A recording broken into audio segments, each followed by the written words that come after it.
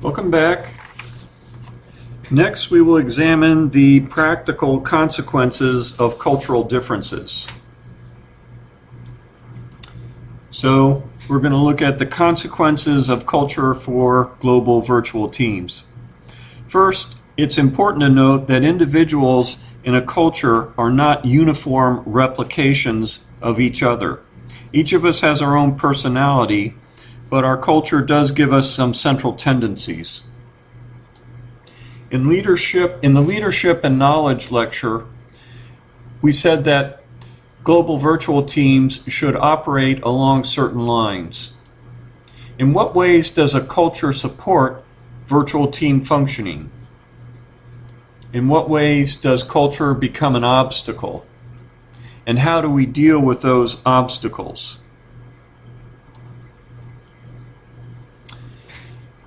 So there's an important impact on the leadership of a global virtual team from culture. Hofstede informs us that individualism and power distance are the dimensions in his model that impact leadership. Many American leadership theories assume self-interest motivates all team members. And of course, a theory that is an example of that is transactional leadership theory. In contrast, leadership is a group phenomenon for members of a collectivist culture. Leading a working group will not engage collectivist team members. They need to be part of an in-group. The team leader must turn a working group into a in-group by extending loyalty in the form of offering protection and security, just as their regular in-groups do. So let's take a look at the individualism and power distance ratios of different countries. So here we see a comparison of major countries and see the unusually high individualism in the United Kingdom, Australia, and the United States, and the high collectivism in Taiwan, Singapore, and Korea.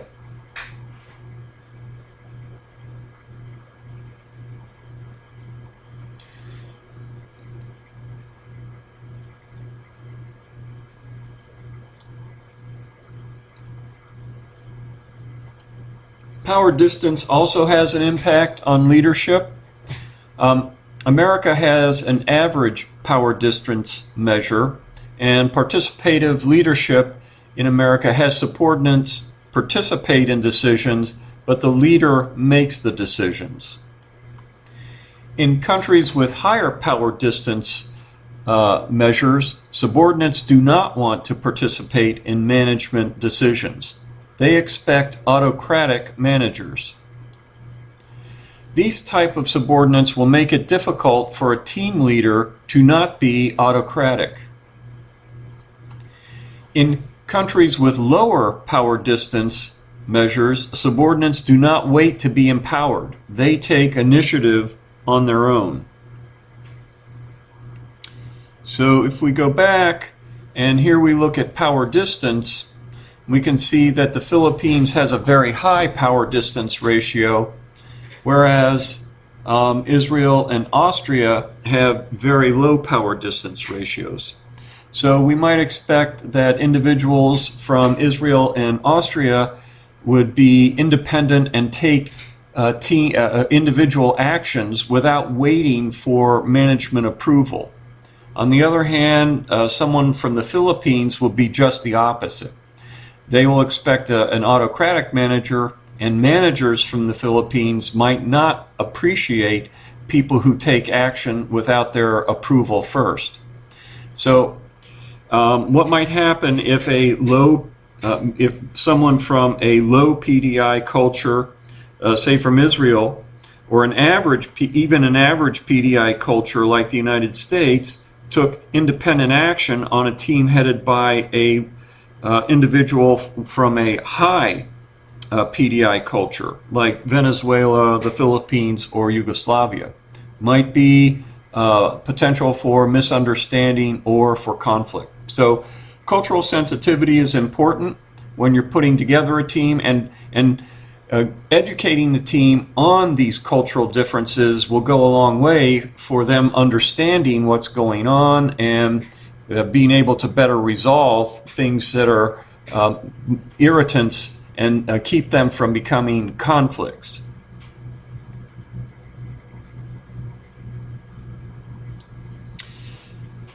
The people from lower power distance cultures will take initiative on their own, and they'll also challenge the team leader on any action or decision.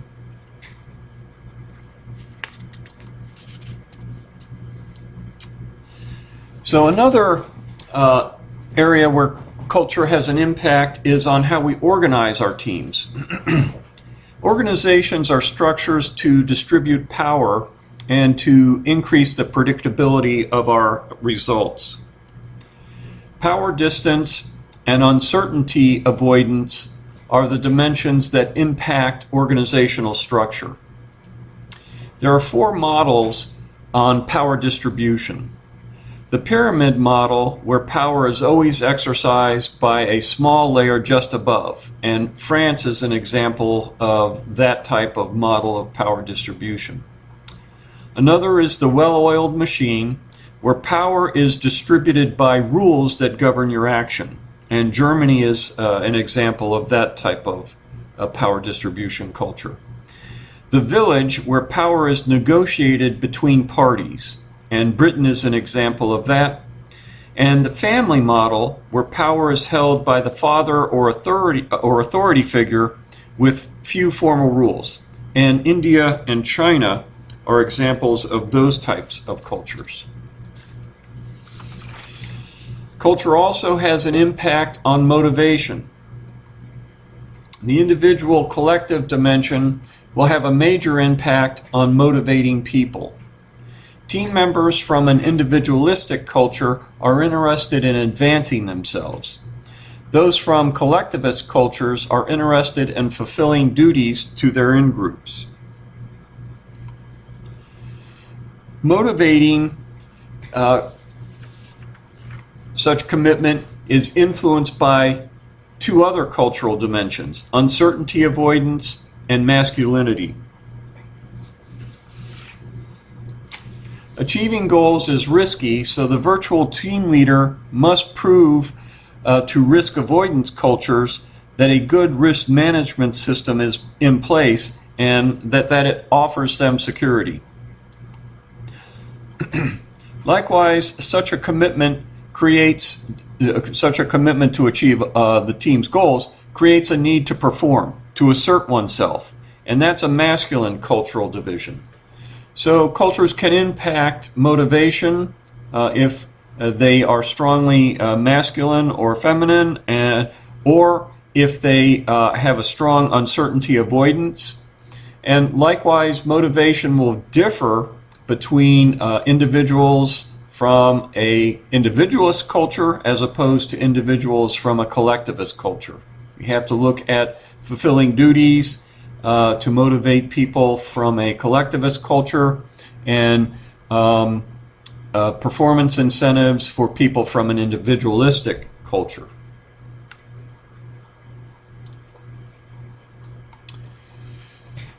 Trust is also different across cultural types and nationalities. Trustworthiness is a significant factor in the development of relationships in global virtual teams. The higher the perceived risk level, the higher the level of trust that is required for team members to overcome their concerns and take initiative on a virtual team. And as you might imagine, individuals from a culture that is risk averse is going to require higher levels of trust than individuals from a culture that is not so risk averse. So here's a map of cultures in countries in cultures that are risk according to their level of risk aversion. So we can see in the green China, India, Indonesia, United Kingdom, America, and Canada are all countries that are relatively risk-taking. At the other end of the spectrum, you have countries like Russia, Mexico, Argentina, France and Spain, Turkey, Japan, that are risk-averse. They do not like to take risks. And finally, in the middle, you have countries like Australia, Iran, Sweden, Finland and Norway that are neutral towards risk.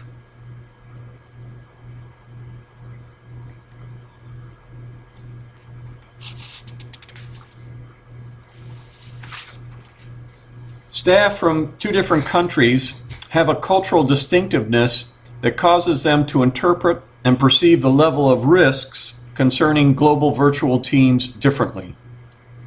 In a high context culture, team members prefer to establish social relationships first, before conducting business transactions, which will lead to personal and long-term relationships in the future. So remember, if increased risk requires more trust, and someone's from a risk-averse culture, and they're also from a high-context culture, then the risk of the operations of the virtual team have to be addressed by the team leader. They have to establish trust in a high-context culture. You first have to establish social relationships. So that's where a team meeting, a kickoff meeting, or an initialization meeting that's face-to-face, and you structure a series of social events where people can get to know each other, is important when you're bringing together a diverse group of people, especially people from high context cultures who are also risk averse. If a team member from a high context culture does not get the opportunity to establish some kind of social relationship before working on the team, then they are likely to perceive higher levels of risk and be hesitant to fully engage.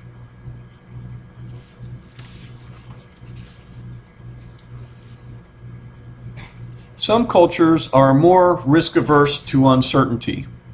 Such a culture attempts to minimize uncertainty with strict laws and rules.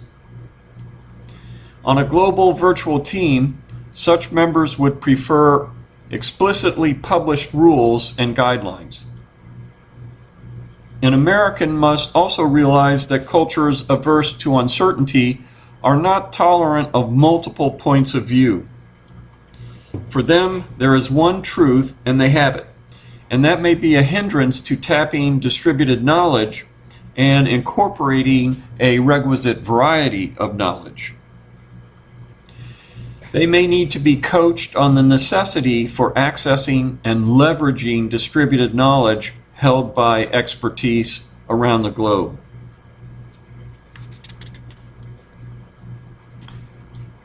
In summary, leading, organizing, and motivating are heavily influenced by what individuals have learned from their culture. The individualist and power dimensions influence leadership of global virtual teams. The power and uncertainty dimensions influence organizing, and of course organization is a means to distribute power. And that's very necessary on global virtual teams. The individualist, uncertainty, and masculine dimensions affect the motivating of global virtual teams to perform. Okay, let's look at some of the cultural principles in practice. Hofstede gives an example of a country that was very successful in adopting certain American management techniques that proved to be helpful and avoiding American management techniques that were contrary to their culture. And Japan is the example that Hofstede gives as an extremely successful country that applied his theory. They probably are more just an exemplar of his theory, but he holds them up as an illustration of how to successfully apply his theory. Companies in most countries have failed after applying modern American management practices because they indiscriminately applied them without adapting those management practices to their culture. In contrast, Japan carefully selected what would work and rejected the rest. Japan especially rejected the everybody for himself mentality in American theories of the firm and the economy. So let's take a look at Japan and contrast it with the United States.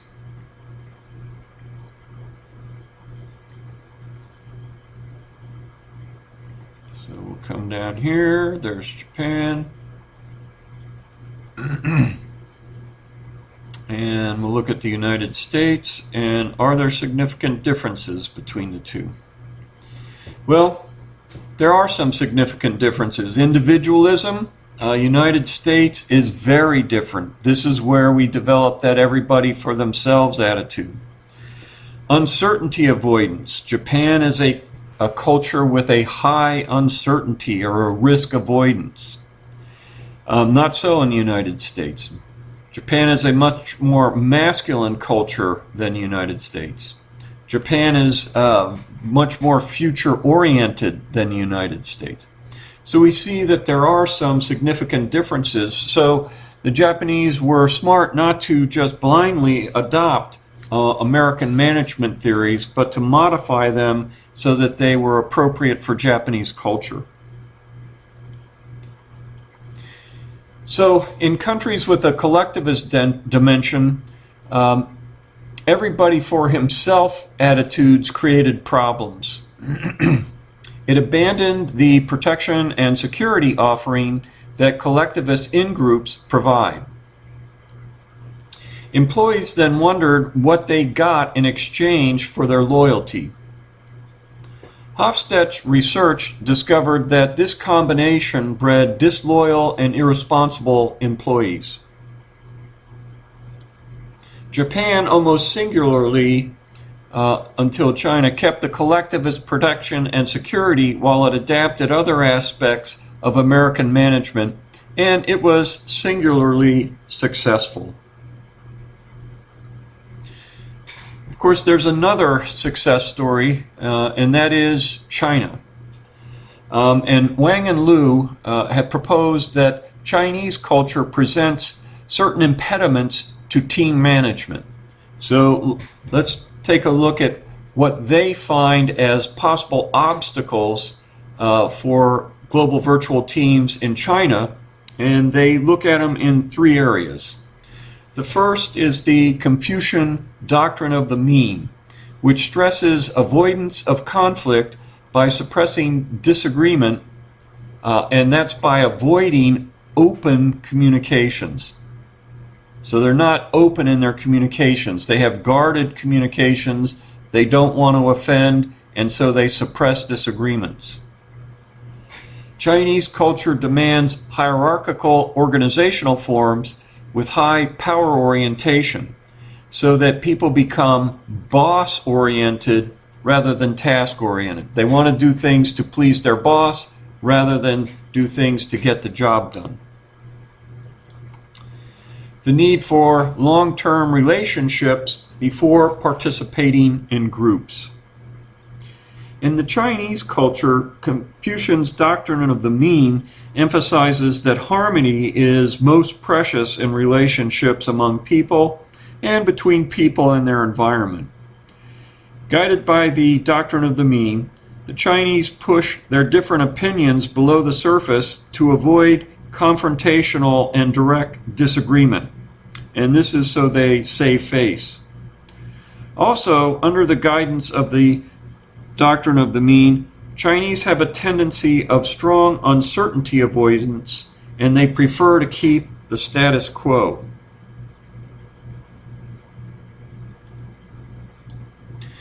However, Wang and Liu also indicate that these cultural obstacles to team function can be overcome in China by training. And of course, their lessons can be applied worldwide as well. They find that for project teams, the more project management training in an organization, such as a global virtual team, the more it can support team management. This is not just learning the tools and techniques, but also the values and beliefs of project management.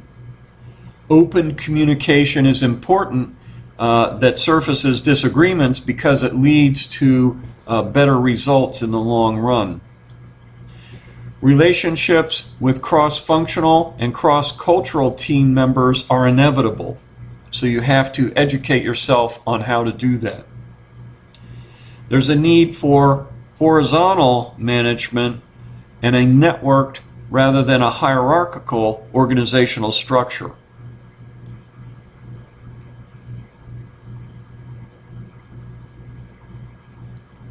And of course, task orientation.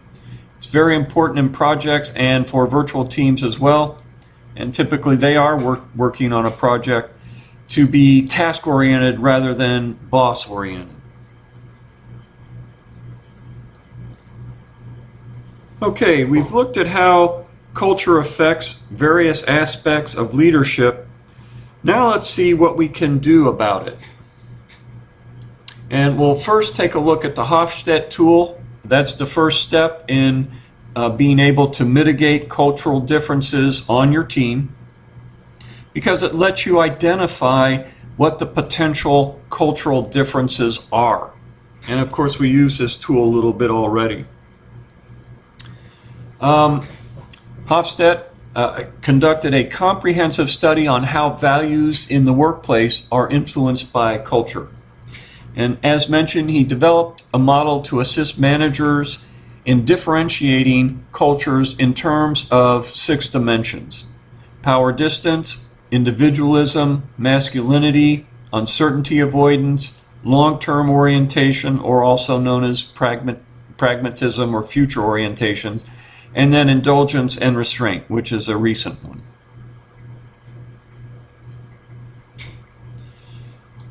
The Hofstede dimensions can be used to correlate the cultural and religious paradigms between countries with behaviors that impact virtual team functions. The scores of each dimension for each country are backed up by survey data from 46 countries and regions. Hofstede's work was updated and expanded in 1991, 2001, and 2005, and continues to be widely cited and used by management scholars and practitioners. Today, scores are listed for 74 countries and regions, partly based on replications and extensions of Hofstede's study on different international populations. So through extensive research, scores for each dimension can be determined via a website graphing tool, which we've been looking at, or there's a cultural GPS iPhone app that's also available, and you can use either of those to compare cultures between 2 selected countries. Hofstede's scale systematically categorizes and summarizes the major cultural dimensions that influence particular regions of the world. The graphs produced by the tool show where there are significant differences between the scores in the 5 dimensions, and they can indicate some very different cultural characteristics. And of course, we have used this tool a few times in this lecture. A team should apply the Hofstede model and determine the potential cultural differences that need to be addressed. Awareness is the first step in improving cultural interaction. And of course, the tools are located at this URL. You have them in your slides, and you can access it there. And likewise, just download it onto your iPhone or Android phone.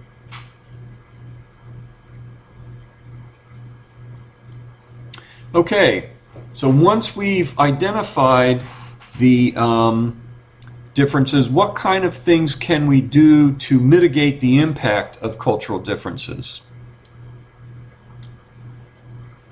An inability to integrate multiple cultures is the primary cause for global virtual team failures.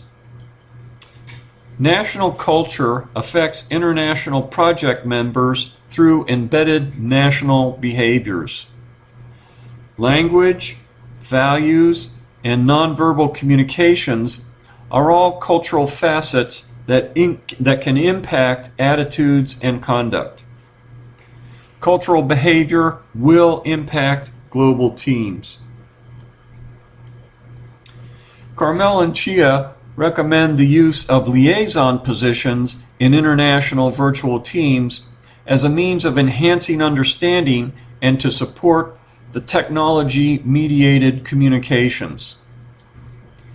Likewise, Mintzberg recommends liaison positions to coordinate the work of individual units to expedite knowledge transfer. An integrating manager is a liaison position with formal authority to act on behalf of the central unit. On the other hand, a liaison officer is a liaison position with no formal authority, but one that acts as a communications nexus to interpret and clarify understanding between remote units. Empowered liaison structures can provide a direct management connection that avoids spanning two or more national chains of command for team activity. In addition, performance incentives can be employed to motivate national team hierarchies to support multinational virtual teams. Incentives in a balanced scorecard framework combine financial and non-financial measures to guide the organization according to selected strategies. These strategies can include support for leading global virtual teams. Misunderstandings based on the nuances of language are often the result of ill-structured communications, and that can lead to confusion. To improve collaboration in international virtual teams, documentation should be carefully considered. In addition, task-related communications should be in document repositories that have a standardized structure rather than as emails, so they can be more easily found by the team. Furthermore, terminology should be precisely defined up front so that a common understanding is associated with important project-related words. Finally, these actions can be taken in a face-to-face kickoff or synchronization meeting. So, two of the things that we can do to mitigate cross-cultural misunderstandings are establish liaison positions with members of different cultural groups. If you've got a worldwide team, you can have a liaison, say, from China over on your American team, in your American location, and vice versa, perhaps an American over in the Chinese team location, and they become kind of filters and translators to work on avoiding cultural misunderstandings. Likewise, to avoid misunderstandings based on the nuances of language, define your terminology up front and have carefully considered communications. Think about what you're writing in terms of how someone from that other culture or cultures might interpret it. Okay, richer communication media improve cultural communications. Richness is the medium's ability to transmit multiple information cues, enable personal focus, and enhance feedback. So email is not a very rich medium. It's only the written word, whereas something like a web conference is much richer because you have video, you have voice, and you have a document in a logical organization that is all presenting information to the individual. And of course, the richest medium where you have the most different types of communication or information cues is face-to-face. Richer communication medium reduces misunderstanding and confusion in global activities. Using rich communications media is effective for improving collaboration and the management of distributed knowledge. The richest communication medium is face-to-face, but it is also the most restrictive because all parties must be present at the same time and at the same place. Email, discussion board, teleconference are not as rich, but they're less restrictive because you can post something, and when the other team members across the world come to work, they can pick it up and work with it.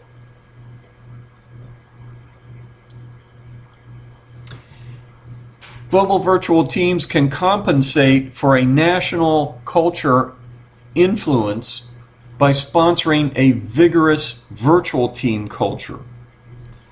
So we talked about the need for that liaison officers can help, carefully considered communications can help, richer communications media can help, and of course the other thing is training on project management. That is a culture in itself, as found out by Wang and Liu, and it did help Chinese teams overcome some of the obstacles Chinese culture presented to their participation in global virtual teams. By emphasizing project management activities and values, a global virtual team can moderate the influence of national culture. Research has revealed that a dedicated project management training program improves international project performance by introducing and reinforcing project management attitudes and beliefs. And we mentioned those a little while ago. Carmel and Chia also recommend staff rotations as another step for integrating resources from different cultures. With staff members from different cultures at each location, the distant locations do not appear so different. Another approach is to hire bicultural employees with the intent of providing a familiar presence to team members from a distant culture. Finally, intercultural sensitivity training can avoid misunderstandings and confusion in multicultural teams. So this is where you would explain the various, say, Hofstede model or even the Hall model, the various dimensions of a culture, how they can lead to conflict, how they're different across different cultures, show them the culture maps that Hofstede has data supporting, and the mitigating strategies or how they might affect leadership, and let people become aware of them, and then it's not such a shock when they end up having some minor irritability with what other team members are doing. They'll realize it's nothing personal, it's just the culture that person is from. And so we have multicultural individuals that form into virtual teams to effectively accomplish the mission. Nevertheless, we cannot ignore the central tendencies from a culture, or the individuals may not interact effectively. And We may end up working at cross purposes with each other if we're not sensitive to the cultural differences. This lecture was about how the team should address the cultural differences of its members and how those cultural differences might affect the team in its operation. So in summary, executing a business activity quite naturally involves communication and interaction between the negotiating parties. When the parties are from different cultures, there will be differences in how each party interprets communications, assesses risk levels, conducts negotiations, and determines the acceptable risk posture they're willing to tolerate. These cultural differences can have significant impacts on business transactions if they are not properly mitigated. The important mitigation techniques are: understand the different cultures with the Hofstede tool, train and coach members in team and project management, use liaison structures, rotate staff between locations, hire bicultural staff, and train in cross-cultural sensitivity. So that, for example, when you're aware, as we mentioned in this lecture, when you're aware you have someone from a high context culture and also a high risk avoidance or a risk averse culture, then you want to establish social relations with them first to build up trust, because trust is important for team members to accept the risk in the high risk situation.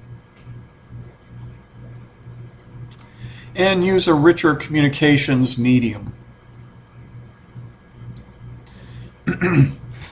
Okay, that concludes our lecture for tonight. I wanted to give you all some hands-on time where you can use Skype to communicate with your fellow team members for your group project. So we'll conclude the formal part of the lecture right now.